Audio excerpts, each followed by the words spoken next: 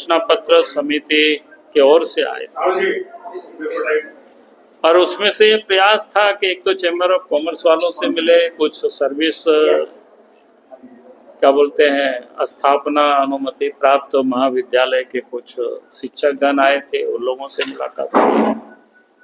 कुछ सरकारी कर्मचारी जो क्या कहते हैं उसको अर्ध कर्मचारी कहिए, ऐसे कॉन्ट्रैक्ट पर जो लोग काम करते हैं, जल सैया जैसे कौन कर्मी बोले, संविदा कर्मी, तो उसके यूनियन के नेता लोगों से मुलाकात हुई।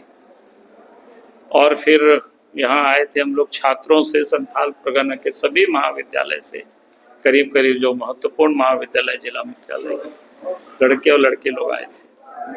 तो सबों से हम लोग सुझाव एकत्र कर रहे हैं कि भाई उनकी क्या समस्या है, वो पार्टी से वो क्या अपेक्षा करती है, अपना सुझाव दे।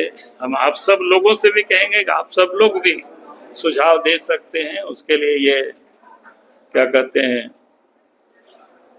QR कोड भी सब कुछ डाला हुआ है, आप सब लोग देख रहे होंगे, जगह जगह बैनर लगा हुआ है। तो आप सब लोग भी अपना सुझाव से पार्टी को अवगत कराएंगे तो हम लोग उस प्रकार से चुनाव के घोषणा पत्र जारी करेंगे। उसको पार्टी का उसका संकल्प पत्र होगा, सरकार बने थे उस संकल्प को सरकार पूरी करेगी। तो उसके लिए आज हम सब लोग यहाँ उपस्थित थे और अच्छा रहा कि दुमका में जैसे हमने कहा कि चैम्बर वालों से बाकी से मुलाकात हुई, यहाँ छात्रों से, और फिर बाकी हम लोगों ने कहा कि लिखित में भी आप ऑनलाइन भी मैसेज दे सकते हैं, या जगह जगह हमारे कार्यकर्ता बक्से लेकर के रहेगा, वहाँ भी अगर आप दिखाई जहाँ पड़ेगा तो वहाँ भी आप डाल सकते हो, जो आपको सुविधा हो। लेकिन हम सब लोग चाहेंगे कि सुझाव आ जाए व्यापक पैमाने पर, ताकि कोई भी वर्ग कोई भी क्षेत्र छूटे नहीं उसमें से, चाहे किसान हो, मजदूर हो, व्यापारी हो, छात्र हो, नौजवान हो, ठीक है, वर्ग के लोगों की।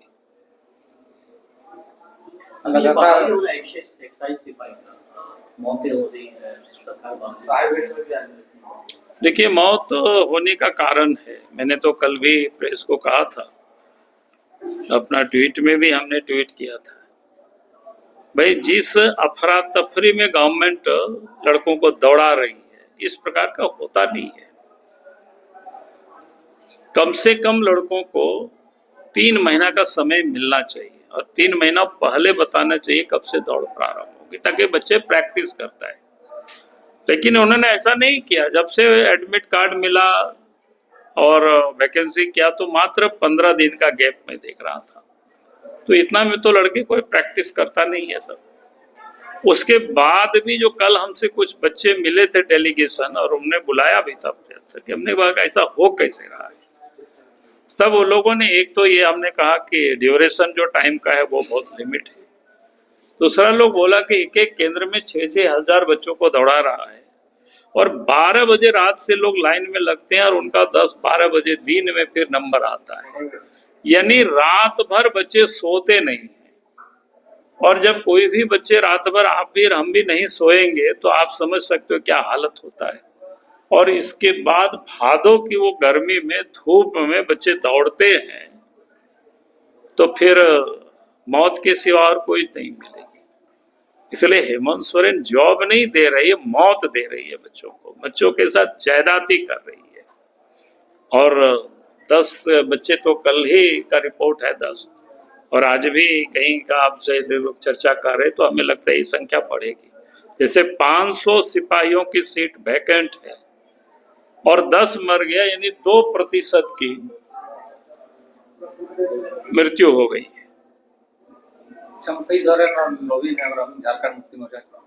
इतने पुराने लोग हैं जो झारखंड आंदोलन में शिबू सोरेन के साथ मिलकर के लोग काम किया, और उम्र के अगर इस पड़ाव में वहां से लोग निकल रहे हैं, इसका मतलब तकलीफ है लोगों के अंदर में। और हम व्यक्तिगत रूप से भी लोगों से बात करते हैं, तकलीफ इस बात की है, कभी झारखंड जिस उद्देश्य को लेकर के लोग बनाया था, लेकिन सरकार के इर्द गिर्द यानी हेमंत सोरेन के इर्द गिर्द कौन है? पंकज मिश्रा है, प्रेम प्रकाश है और अमित अग्रवाल है। कोई जमीन की दलाली करता है, कोई बालू की दलाली करता है, कोई दारू की दलाली करता है। तो इस पर भ्रष्ट अफसर से दो अफसर जेल में, कई इंजीनियर जेल में बंद है, कई लोग। तो जब ऐसे लोगों से पूरी 4.5 साल हमने पूछा यार कि पहले तो छोड़ सकते थे, बोला कि नहीं पहले हम लोग छोड़ सकते थे, हम सोच रहे थे कि सुधर जाएगा, शायद सुधर जाएगा। लेकिन जेल जाने के बाद और जेल से निकलने के बाद भी नहीं सुधरा।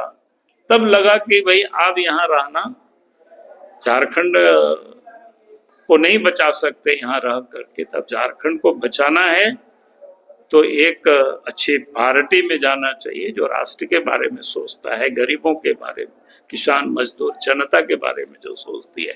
तो वैसे पार्टी भारतीय जनता पार्टी है और नरेंद्र मोदी जी है। तो वहाँ पार्टी कहा है कि सरकार बनेगी तो उन लोगों को हम लोग ढूंढ ढूंढ करके यहाँ से निकालेंगे और बांग्लादेश उसको पहुंचा देंगे।